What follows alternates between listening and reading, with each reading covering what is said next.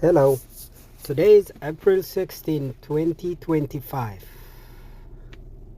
This is about Ethiopia. This is also written on behalf of Ethiopian Hearts for Peace and African Hearts for Peace. It's narrated by me, Abebe Negash, a voice for dignity, peace, and truth. Try it. Try to find truth in everywhere. Somebody tells you there is truth like a needle in a haystack. That is, if the needle is there, you go through all of it. Will you find it? When you don't find it, it's tough. But this is what I found for now. This is all for the sake of peace.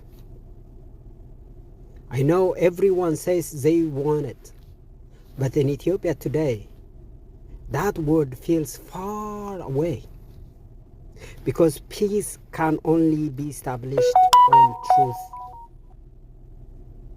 Many are asking hard questions. Should we separate to stop the pain? Will a divided Ethiopia finally give each group peace?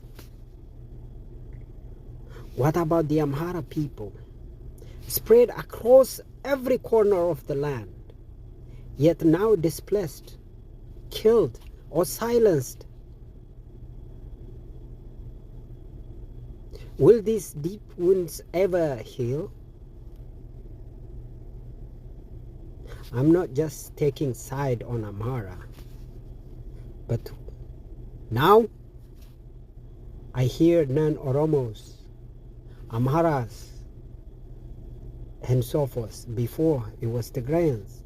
Before Tigrayans, it was everybody. And Amharas. So let's talk about it. Not with hate, not with blame, but with honesty. And let us speak not only as witness of history, but as seekers of a future that does not repeat its bloodshed. Section 1. In this section, I would like to discuss the rising ethnic nationalism and armed resistance. That is the cause of lacking peace in Ethiopia. In today's Ethiopia, three major armed forces fight the Prosperity Party government led by Abiy Ahmed. Fano from the Amhara region, TPLF, Tigray People's Liberation Front from Tigray, Oromo Liberation Army from Oromia, or Ola. At first glance, they all oppose the same regime, but they do not form alliance. So they get over, they win and see the change. But why don't they form alliances? Why? This is because truth is based on trust. Trust is based on truth, and trust is broken. Each group carries historical grievances, loss, trauma, and blame. Each believes it is fighting a just cause, while viewing the others with suspicion or hostility. These differences are not just tactical, they are existential. Let's break this down. Fano is seen as a grassroots Amhara self-defense force. It rose out of necessity, displacement, ethnic cleansing, abduction, targeted killings, and marginalization pushed the youth to say enough is enough. And then you have TPLF, Tigray People Liberation Front, once ruled Ethiopia for nearly 3 decades under an ethnic federalism system. Now, that system granted regional states based on ethnicity, language, enshrined in the 1995 Constitution. You see, but that legacy came at a heavy cost. Widespread human rights abuses.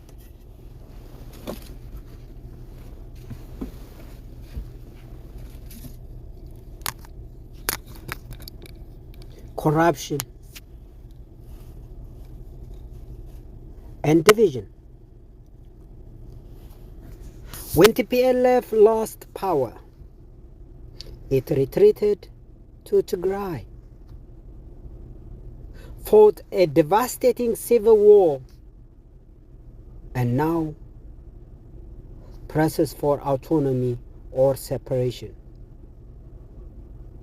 Tigrayan people suffered the most. In their name, TPLF ruled.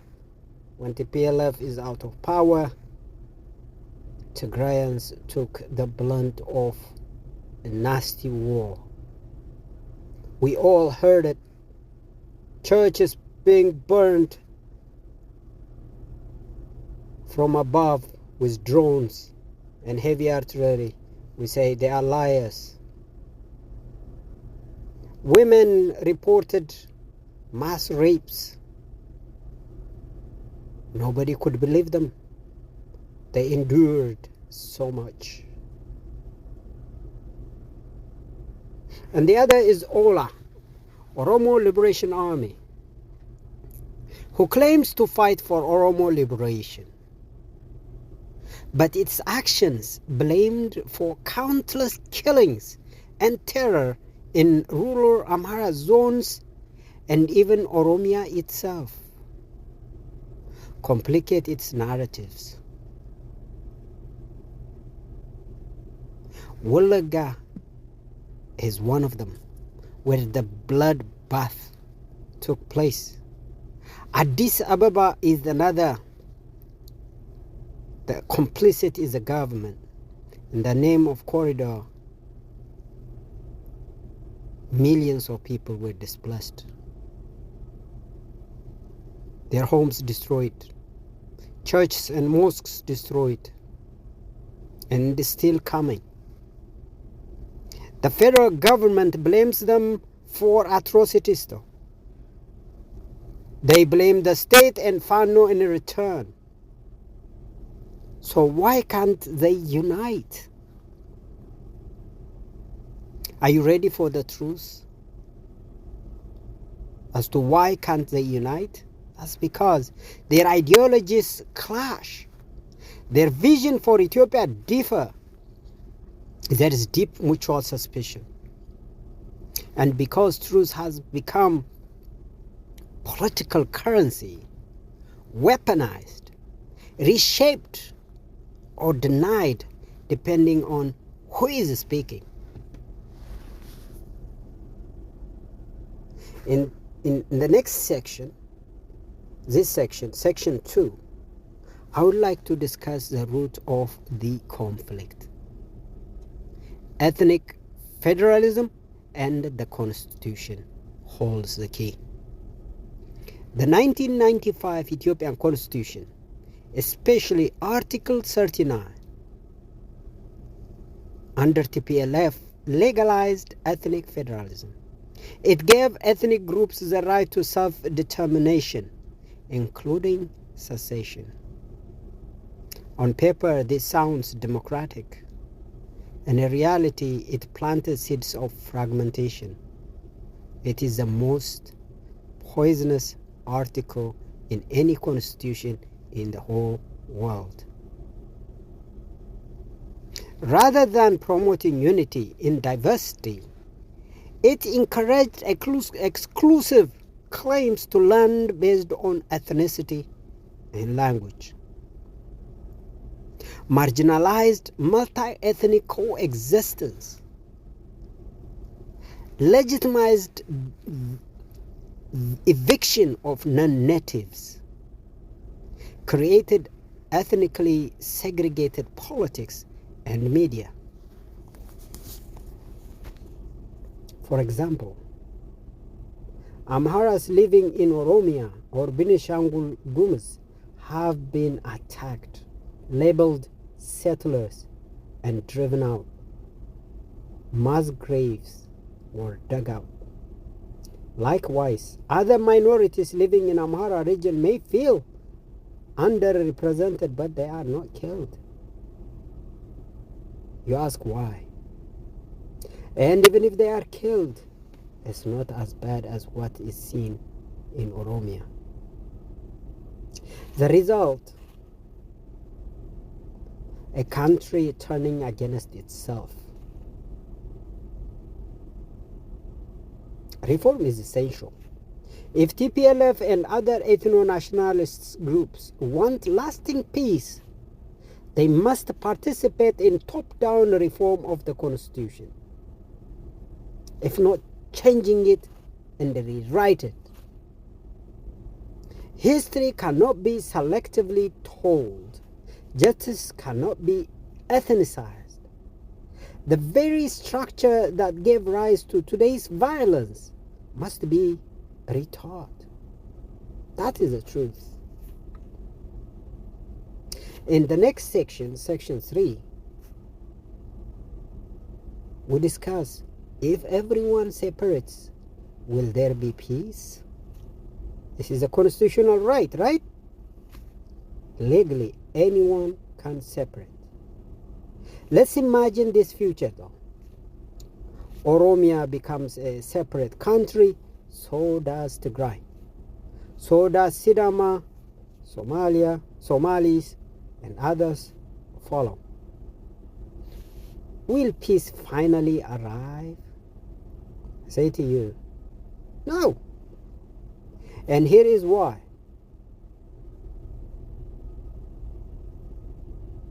New minorities will be born. A new Oromo country will still have Amharas, Somalis, or Guragis. Will they have full rights? Number 2, resources do not obey borders. The Nile flows beyond flags. So do power lines, roads, and commerce separation does not solve. So all of these,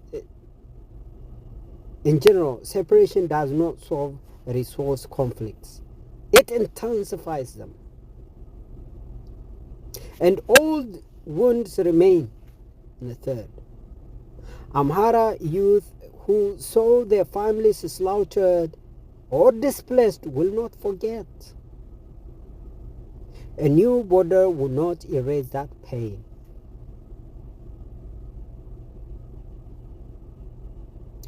So too other non-Oromos feeling the same. Foreign influence grows. Fragmented states become easy prey for foreign powers, militarily, economically, and politically. Number 5, ethnic state collapse inward. Once Oromia separates, for instance, internal divisions may grow because there are still decent Oromos fighting for unity and humanity. Southern Oromo versus Western Oromo, Shoa versus Walaga, Borona, who knows? And there will be political rivals, clans, divisions. Ethnic nationalism has no finish line. So peace cannot be built on separation alone. It must be built on truth, justice, and new foundation of coexistence. So in section 4, I would like to focus on the Amhara dilemma. Displacement, resistance, and survival, because this is happening today.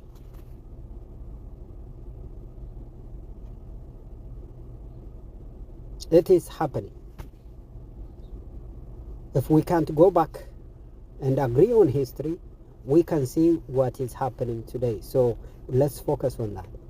Amharas are over 30 million people. They are not limited to the Amhara region. They live in Addis Ababa, Oromia, Benishangul, and beyond. Many of them have been evicted from Tigray. Many have ancestral claims to land, now labeled as someone else's territory. Today, Amharas are being killed in daylight, evicted from their homes, even from the capital city, Ethiopia, Addis Ababa. Excluded from local leadership. If you see some, they are stooges, not real drunks or something else. Amharas are dehumanized by some media narratives, not all of them. Some manipulate the event. And yet the federal government remains silent and complicit or actively involved. This is why Fano exists. Not as an aggressive militia. They don't even have a manifesto. They didn't have any preparation to be fighters. So their rise is as a cry for protection. Their formation is not about politics or power. It is about survival. Take it or leave it. When the state fails to protect, the people defend themselves. That's the universal logic of resistance. Many Amharas believe that if the nation continues on this road, they will become strangers in their own homeland. They ask, where is our safety? Where is our justice? Where is our future? In section 5, I like to tell you now the role of truth and media. Media plays a major role in this war, but the truth is hard to find, like I stated in my intro. One outlet blames Ola, Oromo Liberation Army. Another blames Fano, Amhara Resistance Group. Some accuse the government, others defend it. Some go above and beyond about TPLF and Tigrayan people. But in every story, one fact remains. Innocent people are dying everywhere, no exception. In Oromia, Amhara, and Tigray, there is no peace, no really good governance. So we must rise above propaganda now. We must listen to opposing views, compare timelines, investigate sources, and speak to survivors. That's how you can find out truth. As an advocacy voice for peace, I choose not to echo any media agenda blindly. I listen, I observe, I wait until facts emerge. This is not silence, this is discipline. The kind needed to speak truth without fueling more fire. In all of this, section 6, I bring you the possibility of just resistance. Is there such a thing as a just war? History says yes.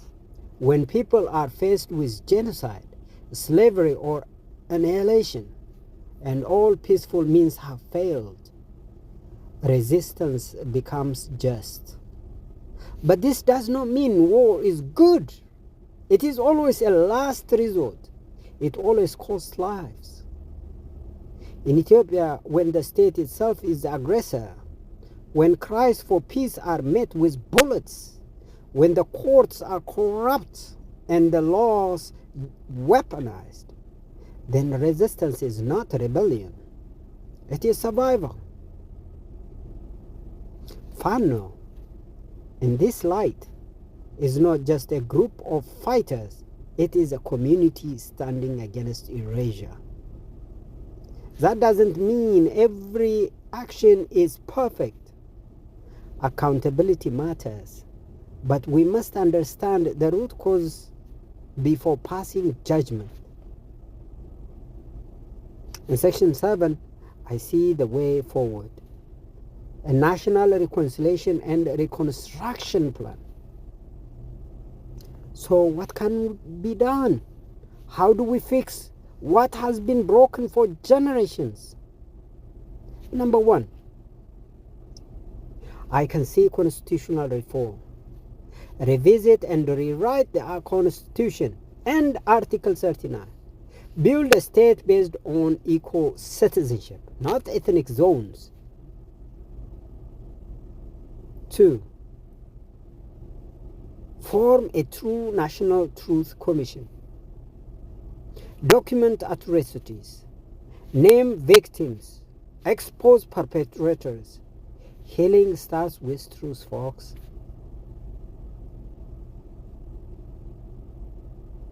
There has to be, number 3, justice for all. Create neutral courts and selective justice. No group's suffering should be ignored. 4, education reform. Teach shared history, not fragmented memory. Build pride in diversity, not fear of it. 5, dialogue and mediation. Bring representatives of all groups to the table, not politicians alone. Elders, women, youth, survivors. 6, diaspora responsibility. Diasporas, you are responsible. Need to speak wisely. Do not spread hate online. Do not fund war. Fund hope. Speak for peace. So in conclusion on this part, here is a message from my heart. If we fragment Ethiopia, we will not build peace. We will build walls, not homes. So wars, not healing. Excuse me. But if we face the truth together, if we repair the roots instead of cutting the tree, then maybe, just maybe, we will have a future worth living in it. The dream is not a broken Ethiopia. The dream is a healed Ethiopia. And that dream begins with you, with me, with every voice that chooses peace, justice, and dignity over hate, revenge, and silence. This is the message of Ethiopian Hearts for Peace and African Hearts for Peace. Let us speak it, let us live it, and let us carry it forward together.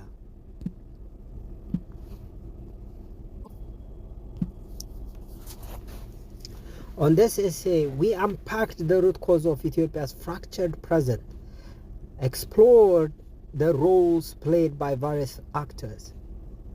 Now we'll do the same and examine whether fragmentation will bring peace or only deepen suffering. The goal is not to take sides, but to break through the fog of war and ask, what future is it possible for Ethiopia? We have discussed the Fano stance, the Ola, and the TPLF.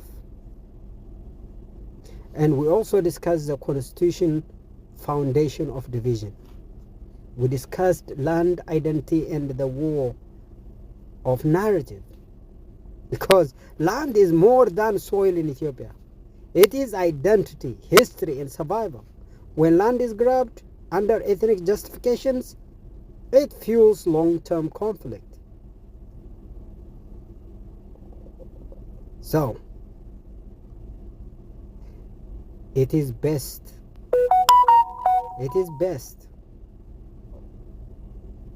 For instance, Oromo elites now seek access to the sea, potentially through Afar or Somali territories, Strategic infrastructure like the railway to Djibouti passes through Amhara and Afar lands, leading to further tension.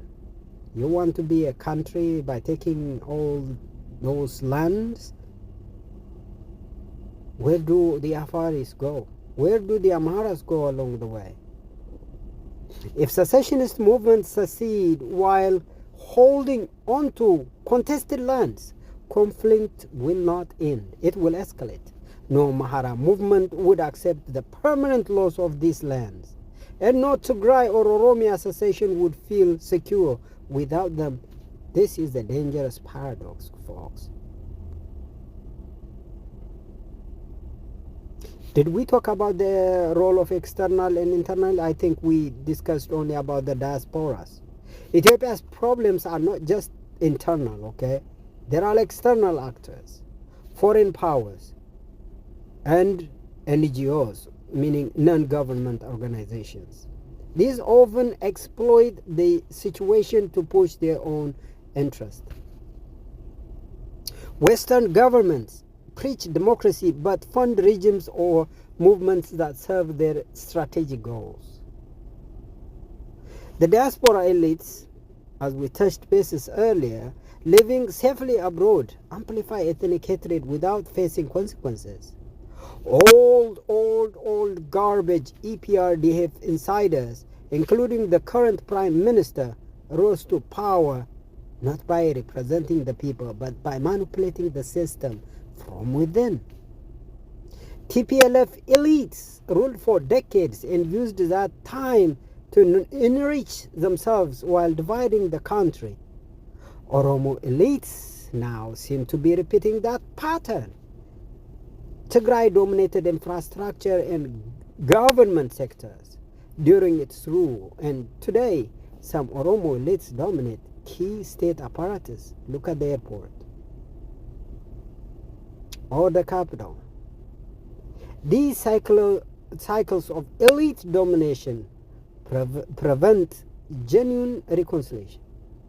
Each group claims victimhood while committing abuses when in power. So here is a Fano dilemma, like we said. Revenge or reform? The Amhara resistance, if they win, known as the Fanos, is a reaction to years of persecution. Yet Fano now faces a moral crossroads. Will it become just another armed force seeking domination, or will it rise as a transformative movement? I ask Fano leaders exactly this. If Fano seizes power and replicate the mistakes of TPLF and radical Oromo elites, the cycle continues.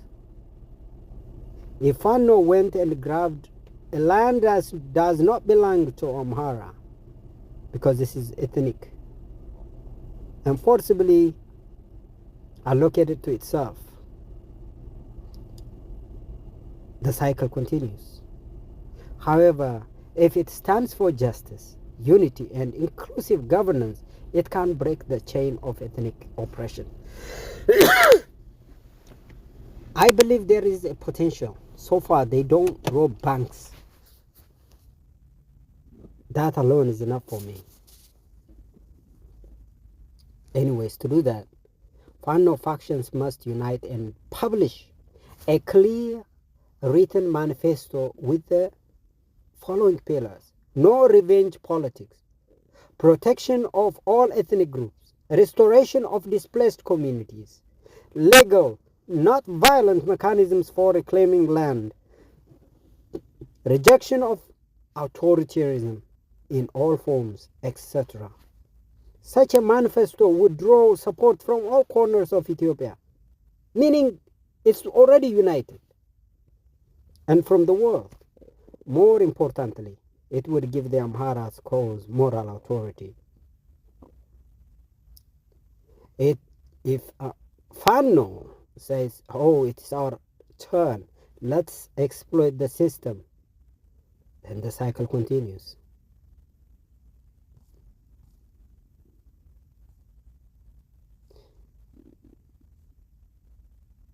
I like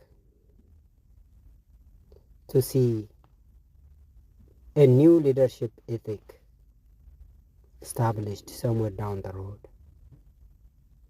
Meles Zenawi once predicted that Ethiopia would eventually fall into ethnic conflict. His policies made that outcome more likely.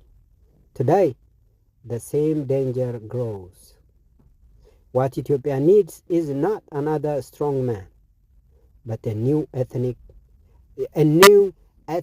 of leadership. Ethic, not ethnic.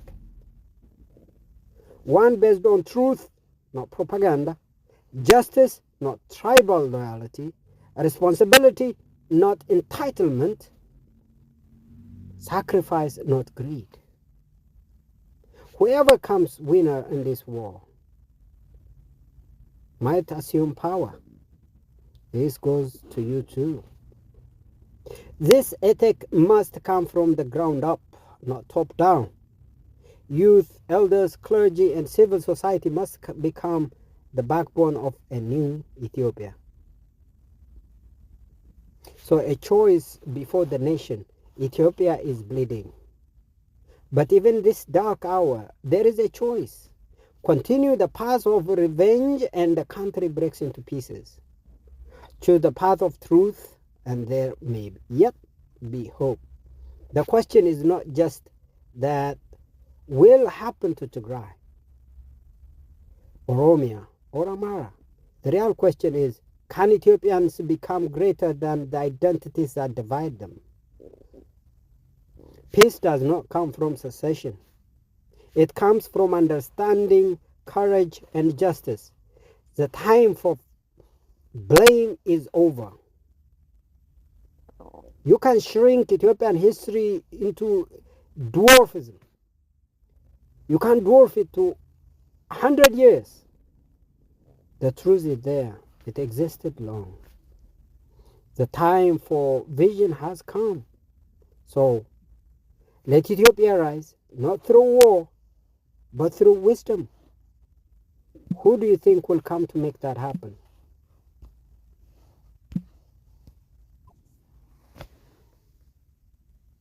Thank you very much.